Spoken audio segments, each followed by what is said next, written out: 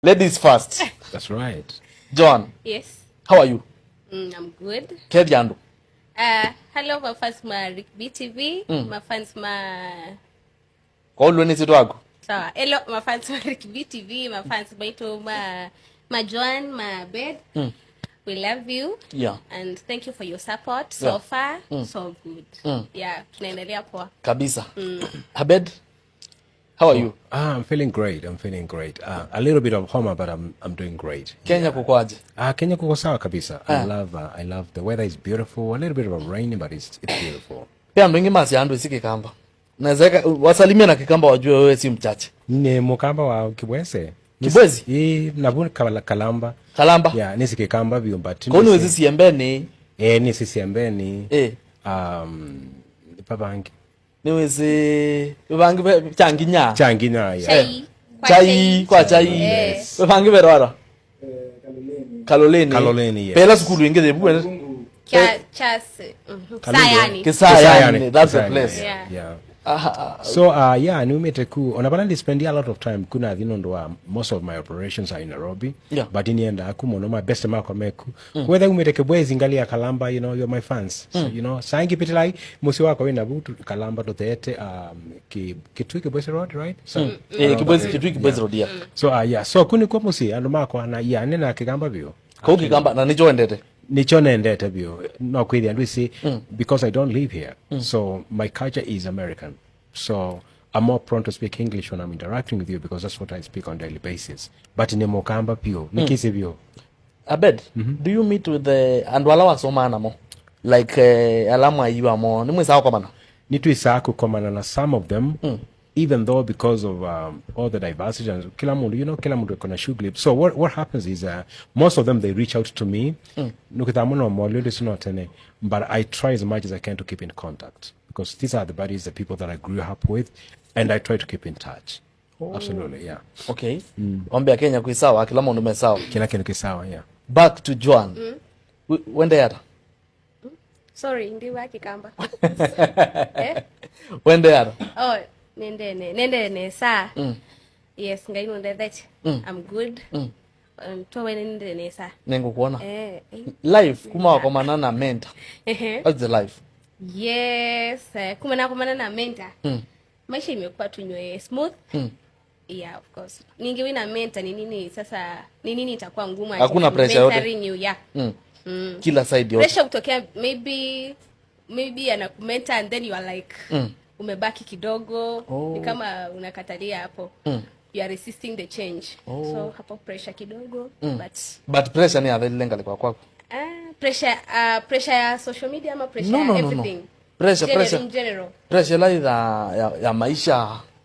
Tundo anu maazia shida dogo si available. Pressure ni de la kweli. Pressure ni de la mental, pressure ni de la. Niwe siri kibia kula kanawe kala soft life. Yes. Yes. Yo. Mimi nitasema aje? Ukweli. Pase, okay, Tiondo na ile tene. Yeah. Ana mama Isa nimekuona Tiondo. Yeah, Tiondo na ile tene. Tita tene mbaiko. Yes. How did you people meet? Wow. Ta. I mean, it's your question. Wow. Okay, so hey. Ni ngumu kidogo. Before nidibue kazo kwa Abed. Yes, right. Abed, we call it the US for how long?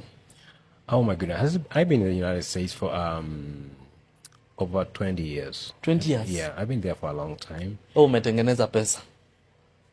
Yeah. Umeunda pesa mzuri. Correct. Over 20 years, hiyo ni miaka mingi. Yeah. Okay. Even though most of my time I was in school, in college, but definitely, yeah, it's not a lie. When you live in America and you work hard, yeah, you make money. Absolutely. Yes. Different yote unaweza sema ya Kenya na America in terms of to make money, in terms of work. Ni different ipi sisi kama wa Kenya tumebaki nyuma? I think for me what I can say is it's not necessarily the amount of money you make, but the opportunities, you know. Because like in America, the opportunities are limited, and especially when you have skills or education. Okay. In Kenya, it's pretty much the opposite. You could have all the education, and you still cannot get a job. You know, so that's one of the frustrations that our young people here are facing. You know, unapeleka watoto shule au watu shule, mtu anamaliza shule, and I'm sure you guys have experienced that as well. Uko na degree zako, but you still can get a job. Yes. In America, it's actually different because the jobs are there, the opportunities are there. It's not a struggle. So that is one of the things that really frustrates us here in Kenya. If I can be part of. Abed, can you encourage our people to go to America? Watu wengi wanalilia sana kuenda US kufanya kazi huko. Unaweza wa encourage? I would, but with a little bit of a caution. Okay. And this is why. People have this mindset that the moment you land in the United States, it's soft life. That's actually the opposite. Sure. People in America are struggling so much. And this is why. If you come to America and you don't focus, or you don't come to do what you are supposed to do. For example, you come here, you come to go to school, and you don't go to school, you are going to live a very poor life in America, because the American system will only work for you if you have skills, education, and you can get the job done. So we do have Kenyans or Africans who live in America, and they're struggling so bad because they lack skills. You know, not necessarily from Kenya, but from all over Africa and also some other countries. So yes, I would highly encourage people to come, whoever want to come. Just make sure you gain the skills so that you can be more marketable and make money. Absolutely, yeah. Okay. Back to you, Joan. Yes. Mulimit aje? Hey. Easy question. Tulimit tu mahali siku fulani. Oh. Yeah. It was easy. Tulimit kwa event actually. Yeah. Oh, mulimit kwa event. From there? Tukajuana and then tukaanza kumentana. The rest is history. Yeah, the rest is about mentoring. Oh. Yeah. But it took some time because huwezi patana mtu and then you are into that person. You have to learn who is this person and why should I get into her that much. And I think all went well. Abed, for the longest time, Joan usema wewe ni mentor wake. Right. But people huwa understand na nje ingine. Yani wewe ndiye andoange mekwasi alusi nende Joan, are you going to invite her to America? Hiyo unaweza tujibu? Do I really need to answer that question, Ricky B? I don't think so. Well, I think I might not necessarily answer the question, but I will address it. Yeah. And this is why. We have to be very careful when you try to respond to critics or people who say whatever they want to say online. Personally, I like to let people be. If you believe a situation in a particular way and you don't want to believe what you're telling you, I mean, you have a right to believe that. Sure. There are some people who actually believe that we are in a romantic relationship with Joan. I'm not here to convince them we are not, because they have a right to believe that. No. The only thing that I can tell people is, and I think I mentioned this during Campafest. Yeah. I'm not just mentor to Joan. She's my best friend. This young lady, she's very intelligent, she's very beautiful, she's very independent, she works very hard. That pulls me towards her as a friend, okay? So that bond of friendship, together with me being a mentor, I know it has created that dynamic relationship that some people don't understand. Now, am I here to clarify and tell people we are not in a romantic relationship? I don't think that's necessary, Rick B. Because whether we are in a romantic relationship or not, I actually think is irrelevant. But I can tell people this: I am a mentor, and that she respects me, I respect her, and we have our boundaries. So, and that's how it is. Yeah. Yeah. I hope you are handsome. Mnanishinda. Ujambo kitu ulikuwa unataka kusikia. Kuna kitu nilikuwa nataka kusikia, but dina mboke kwa hata bad. I am the mentee here. He is my mentor. Venye amesema tu. Nothing. You know, most of the people wanauliza for now every time Katue akikuja airport ni wewe uenda wa receive. So wako na maswali mingi. Then there's a time umenunuliwa shamba nini story fulani Facebook hivi. Hebu tuambie. Okay, sasa si amenimentor vizuri. Yes. And then he's like, this girl venye na mentor ndio anaenda yako kwa njia tu yake. So he has the right to appreciate me. So kunibaya shamba, it was an appreciation. Also ulibaiwa? Yes. Oh. And then mimi kumwendea airport, sijisikia akiwa na mentor mwingine. Hamkuwa naye? I don't think I do. Mentee, sorry. Yeah. I don't think there is. Yeah, so nasikianga poa kwenda kumchukua because he's my mentor. Let me ask you, Joan, because umesema Abed is your mentor, akiongeza mentee mwingine no problem. Kali sana. Mimi niko sawa tu. Hiyo mbona unataka kunijibu? Mentee, si ndio? Wengine. Mentee. Yeah, mentee. And I also agree to add to Joanne's point. Yeah.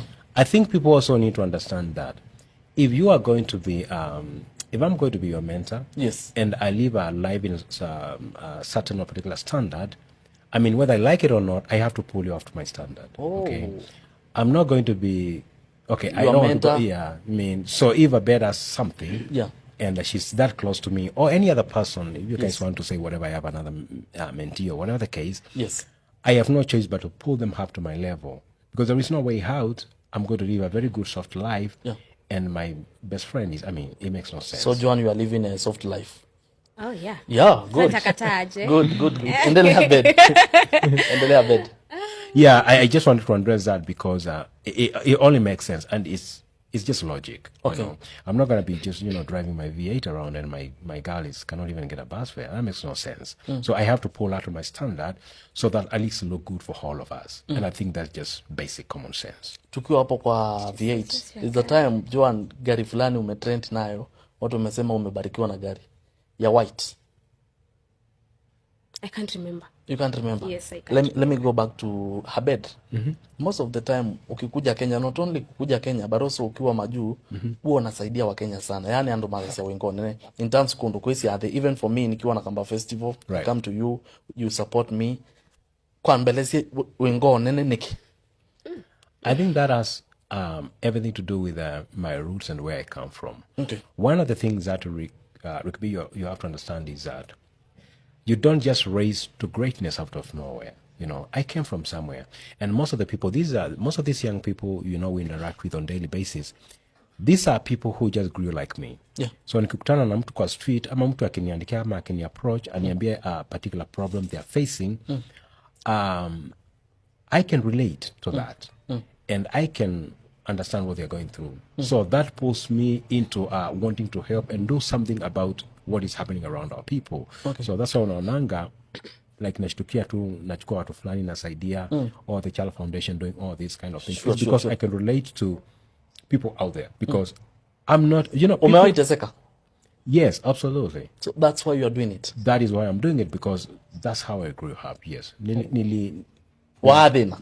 Nadhenia munon. Yes, munovyo. That's why giving back to the community ni kitu iko kwa roho. Ni kitu iko kwa roho. And one of the things that, and I think kuna mtu alikuwa ameniuliza hii swali, and let me actually address it so that someone can get there. People need to be very careful when you get here from people like me, because unaonanga saa zingine, and this is challenge nimekuwa nikiface, and kuna wakati niliuliza Joan, unasaidia mtu and they want to keep a close relationship. I don't like that, because I feel like when you help somebody, it shouldn't have some strings attached to it. Just because I helped you doesn't mean we're going to be like best friends and calling me every day and or you do anything back to me. Yeah. I think a genuine help should not be attached to that kind of a situation. So tu unasaidia wazee and then you move on. Next time kama kuna shida unawasaidia, and then you keep that professional relationship. Yeah. So I just want to put that point across. Yes. Abed. And most of the time najua kama Facebook ya kama TikTok yako, you have a lot of people wenye wanakuambia different mashida. Na wote wote si uwezi wasaidia kwa wote. Wengine unawafanyia nini? Okay. That's actually a very good question, because it's going to help me as a person. Tumekuwa na hiyo shida ya vetting. Because unaona, I think kuna 2 or 3 people, like mtu anaku approach, their problem is very deep. But then when we start vetting, trying to figure out, is this a genuine need, or ni mtu tu anataka kuteka advantage. Actually, Joanna mwenyewe amekuwa like directly involved with some individuals. She gets involved in the vetting process only to find out it was actually a scam. It was not even a genuine need. Mtu alikuwa anataka kuteka advantage. So that has been one of the major barriers into reaching to people. Because unaona mtu akona stories so touching, but when it comes to actually going to help that person, unakuta is not genuine. You might be surprised how many cases we deal with in that case. So that's very discouraging. Have you ever umesaidia mtu na umemsaidia, umemtumia a lot of money na story sio genuine? Yes, I did that 2 or 3 times, na nikalan my lesson. So that's why every time kuna several people unaonanga like nilianza kumsaidia na nikan drop. It's usually because something came up that probably did not add up, and then kuna uongo imeingilia mahali, and because I don't want to be part of something that is not genuine, I say, I did help you 50%, but the remaining 50%, I don't want to be part of it, is because your story is kind of skewed a little bit. So and that has been a big challenge for us, Chala Foundation, and people close to me like Joan, and actually you and Rick B, because sometimes we involve you guys in our doings. So yeah. Okay. So challenge imekuwa kubwa ni kujua hii story ni ya ukweli ama si ya ukweli. Ni ya ukweli, si ya ukweli, and the motive behind why somebody is seeking help. Na you know the big problem ni hauko Kenya. Correct. So kuifuatilia kujua kama ni ukweli, paune bobe na kujua. Paune bobe the number, but now that's where my best friend, my mentee, my John, comes in. She's been very much proactive when it comes to that. Like, akiona kitu I make sense, and I'm like, Abed, let me just take my time and talk to either Rick B or Kyoko or some other few people. Wacha tufanye investigation kidogo before once kufanya XYZ. So it's been of help, yes. Okay. Yes. Back to you, Joan. Menda most of the time they're Kenya. Yes. Do you feel one or bintajokete eso kwaliko US? Kinialika mimi siwezi kataa. Menda, are you planning to invite Joan? That's a great opportunity, of course. Oh. Yeah. Naangopa kuingia ndege. So yeah, so kuna vitu several Joan anafanya saa hii. I don't want to say zina block kukuja, but anataka kumalizia ndio akuja. I'm sure she doesn't want to talk about it because it's personal stuff. Yeah, it's kuna vitu fulani anafanya. No. Kuna vitu fulani anafanya. I'm sure ukiambia Joan aingie ndege akuja Florida kesho atakuja. Because she also, that's why I was telling you, Joan is very intelligent. Kuna vitu anafanyanga, she don't tell anybody because it's a personal life. So akimaliza hizo vitu, then we can facilitate our coming and all that. So you don't just wake up in the morning and say, "Mina in America." Yeah, you can't sure. do that, right? It's a process. Oh, America si mahali ya kuinuka kusema tu. Actually, I thought ni ukiitwa hiyo siku you just wake up and go, but it's a process. Yeah. Yes. We. Tuendelee na maswali. It's fine. Abed. Most of the time ukikuja Kenya, like for size umekuja for Kamba Festival. Last time ulikuja for Kamba Festival. Yes. Kuna watu walikuwa wamesema unakujanga tu only for Kamba Festival. Is it true? No, it's not true. They are so one of the things that, and I give you guys credit, you and Kyoko and John, credit for this, because saa zingine huwa mnaweka hii Kamba Fest around my other activities. So nikikuja, I do them all together. Yeah. And that actually has been helping me a lot, because like kama this time nilikuja, kuna vitu nilikuwa nafanya, even this, like tomorrow tunaenda somewhere. So zote zinaingiliana in my one trip. It saves me a lot of time and money. So no, I don't come just for Kamba Fest. I come for all other things. But Kamba Fest is a top, because as I said yesterday on Saturday, honestly, being a partner and a sponsor and whatever you want to call it, is a blessing to be part of you guys, because you guys are great. You guys are literally changing the Kamba community. And not only Kamba Fest, and I want people who are listening to hear this. This thing is not just for Kamba. This is a huge global thing. And just wait and you're going to see. I know people may not understand what I'm talking about, but the impact is huge from the Kamba Fest. And again, we have a long way to go. Can you rate festival ya kwanza, ya pili, ya tatu? Ebu rate. Yeah, I can actually. But also for anybody who has done an event, hata kama ni small event, you would understand. These events are very stressful. They are very compelling when it comes to like you are, investing your time in them and all that. You will never get a perfect event. It will never happen. Every time we have an event, you end up finding, next time I will improve on this. So when you rate the first event and the third event, the one that we just had, the difference is huge in terms of quality, in terms of management, in terms of how everything was done. So I can say, if I were to give on a scale of 0 to 10, if I were to give, to scale it, I would give the first Kamba Fest maybe a 4 on a scale of 0 to 10. And the one that we had, I'll give it a 7. Hoping that the next one, I'll probably give it a 9. So you can see the improvement. So yes, we've done great. And I know there are some people there who probably came and that they had some, disappointments because of XYZ was not done the way they were expecting to be done. Yeah. Guys, just give us time. It's going to be all right. For the executive? Yeah, absolutely. It was so nice. I enjoyed it. Did you enjoy? Yes. Yeah, To your fullest? To my fullest. I actually mean nadhani mimi ndo niliwa represent, by the way. Yeah. Okay, Joan. Many people do ask, the moment ulipatana na Menda, Yes. umelegea sana in terms of mtandao. Don't post, don't do skits. I don't post. Si sana. You don't do skits. Comedy zenye ulikuwa unafanya. Okay. To videos. Uko tu TikTok kidogo na Facebook kidogo. But Love nafanyanga. wins. No. Okay, Mwambie love- pesa ipendi kelele. Excuse me, that's I understand. I get it now. okay, so sikuacha, and kama wewe ni fan, you can see that sikuacha. No, you can. Uko busy, kuna vitu unafanya. Of course I'm busy. Mi sijamaliza kusoma bado. After But ulifanya graduation, you are not wrong. but I have another course. Good. I'm taking another course. Watu wanasoma wakisoma. Exactly. So kuna vitu zinanilimit. Kuna vitu nafanya mob. So unapata hiyo time kuna batu anajifix. Unapata nimefanya. Kama unafuatilia I do. But not nasema si kama Not like kitambo. kitambo. Eh. Okay, ya kitambo nitasema Ulikuwa aje. free sana. Of course, ni campus life and then you are just free. So are we expecting And kuona nilichange a little bit from ile ya kitambo ya hiyo kuongea ndo watu walikuwa wanapenda. so ilifika mahali nikasikia hata mimi nachoka. Juu unapata nilikuwa napata critics mingi sana, criticism mingi sana, and then I was like, "Hey, this is too bad." Abed. So I changed a little bit, but see it nimehepa kabisa. And the hashtag of love wins, it doesn't like I don't see any change with that. So long as I post, you see what I've posted and forget about the love wins. Okay. Yeah. Abed, Sure. the moment ulikuja kwa life ya Mendi hapa, Joan, mitandao ilikuwa inampiga sana. Na ulipokuja ni kama alitulia, ni kama alipata mtu anaweza mtuliza roho. Is it true? Wow. I think it's kind of true and saying some or not, and this is why. One thing you may realize about Joan's, she comes from a very strong family background, so she has a very good family backup. It's been over a lot of support, and of course, I mean, I can support where I can. Yes. So I can say it's a combination of that, and also you guys have been of help. Mtu kama your sweetheart, she's been a very good friend. Yes. Na bibi Kyoko also, you guys have been of help Yeah, when yeah. it comes to just helping that situation, right? Yeah. Umemaliza hiyo? Umejibiwa. Umemalizia hiyo? Yes.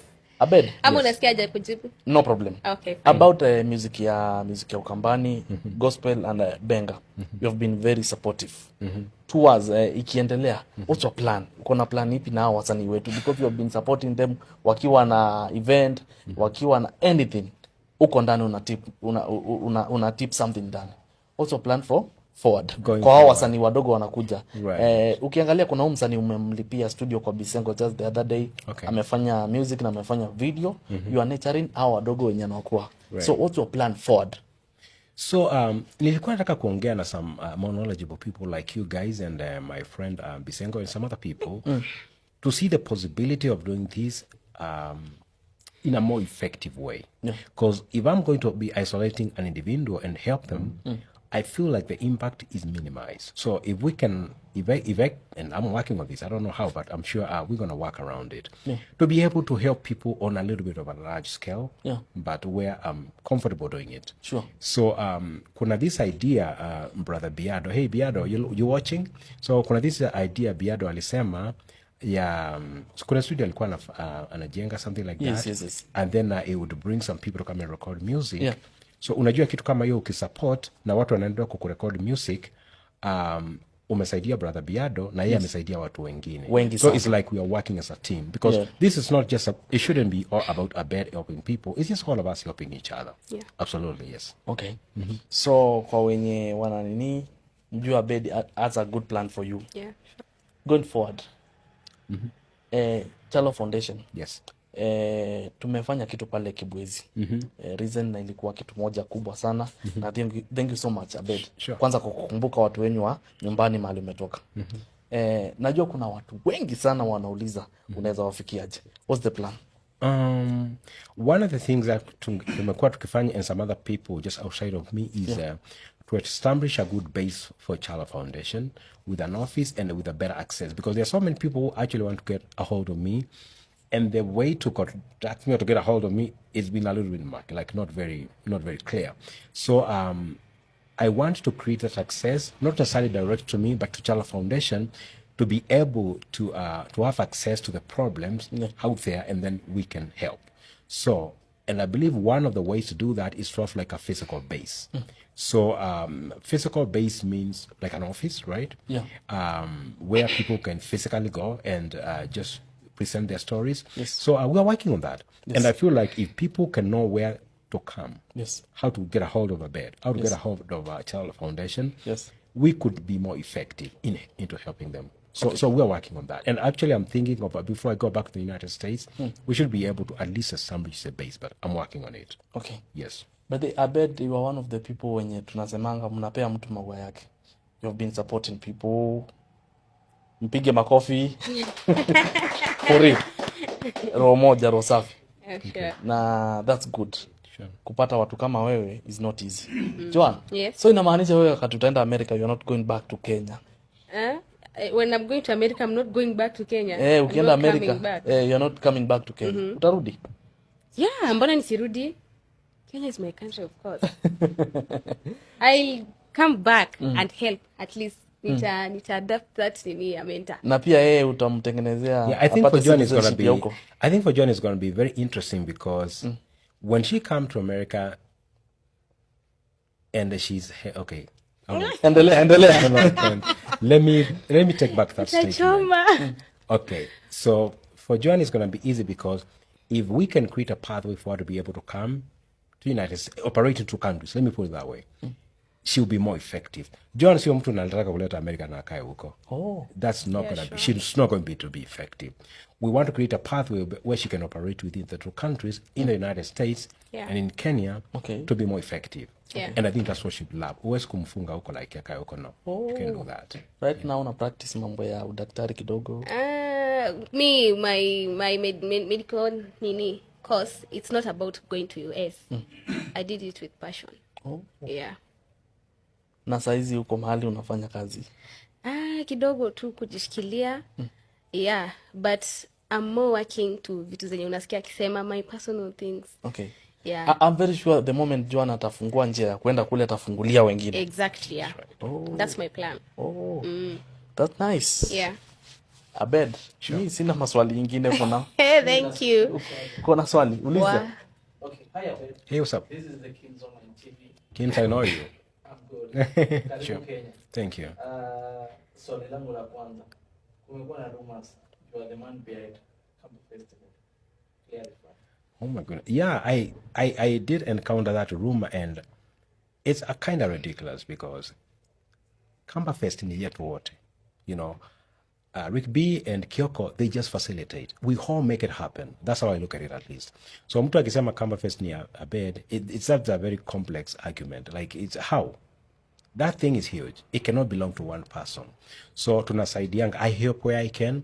Kyoko, Rick B, John, every other person. Kila mtu akona party yake na take. So this is not an organization for an individual. That's why unaonanga mtu kama Rick B wakiongea, wanaitebu ni kama yetu wote, because it's for all of us. So we all benefit, we all gain. When we go there tuna dance, we enjoy each other's company. Kila mtu anaenda nyumbani amefurahi. So no, Camperfest is for all of us. Yes. Did I answer your question? Huh? Okay. Another thing. How do you handle the negativity from mtandao? Like the negative coverage? Yeah. I don't. And this is why. I feel like if we get into the business of controlling who says what, I think we are losing the game. Sure. Yeah. Because people, just let people be. In America, we have a freedom of expression.